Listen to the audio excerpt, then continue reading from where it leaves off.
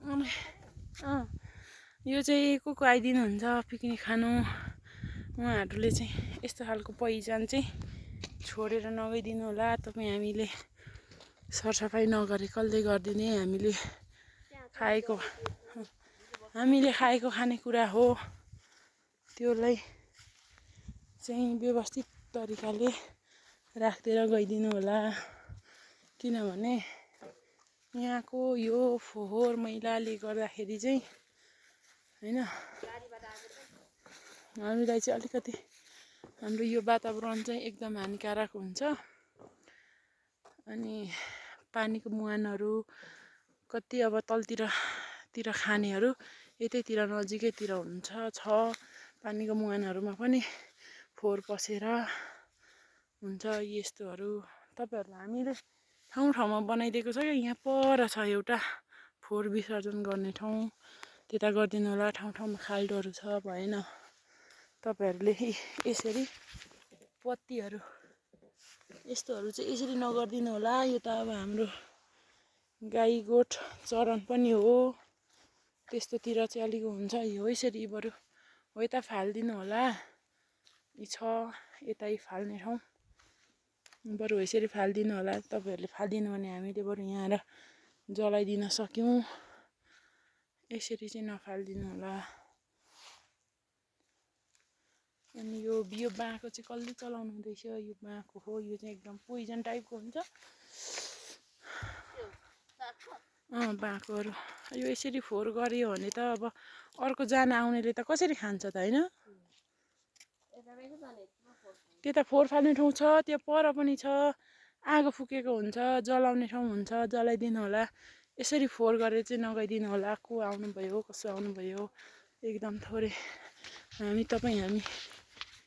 नै नगरे कसैले पनि हुँदैन। यति चाहिँ सरसफाइ गरिदिएर गइदिनु होला। वातावरण एकदम प्रदूषित हुन्छ। थोरै अलिकति पानीको मुहानहरू पनि छ, पानीको मुहानहरू पनि फोहोर हुन्छ। यसरी जता पायो त्यतै यस्तो बोतलहरूदेखि लिएर सबै चाहिँ नफालिदिनु होला। यहाँ पर पनि छ नि त। यस्तो छ अब यस्तो चाहिँ नगरिदिनु होला। अर्को व्यक्तिले आएर फेरि खाने ठाउँ हुँदैन, खाने ठाउँ छैन। अब यो त सेकुवाहरू बनाएर खाने ठाउँ, यस्तो नजलाउँदा भयो।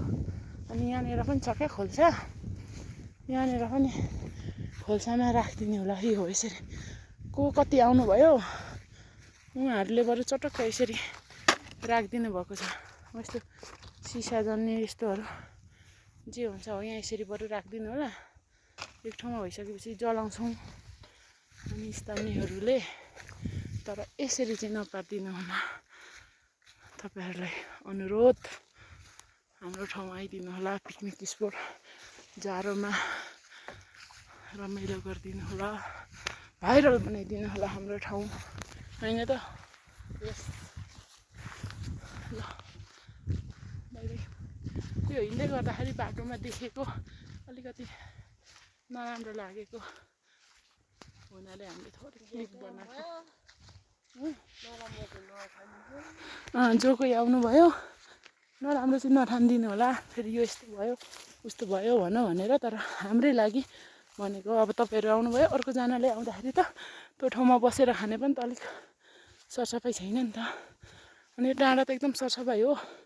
मैले त तपाईँहरूको थालहरूले अनि प्लास्टिक जन्ने चिजहरूले अनि त्यो अब मादक पदार्थ सेवनहरूकोले गर्दा भयो। अनि किचनबाट सागसब्जीबाट निस्केको फोहोरहरूले गर्दाखेरि अलिकति नराम्रो भएको मात्र हो।